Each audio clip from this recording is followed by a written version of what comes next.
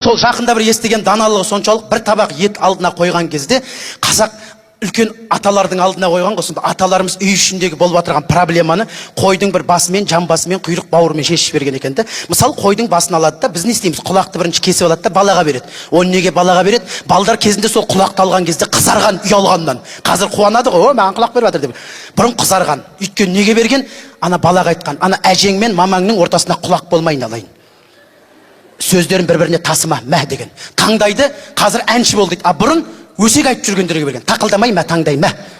Көзді үлкендерге берген. Көрген нәрсені көрмеген болып жүре бер. Қайтесің шаруаң қанша қартайдың ғой, 30 ай шүйде деген секілді жана. Ал мына құйрық бауырдың өзін керемет. Бізде құда-құдағиға береді. Дұрыс, құда-құдағиға берген қазақта. Оны білген. Әсіресе бауырды құдаға берген. Бауыр болайық, бауырмал болайық, туыс болайық. А құйрықты құдағиға берген. Ана жастардың өміріне араласпай, құдағи.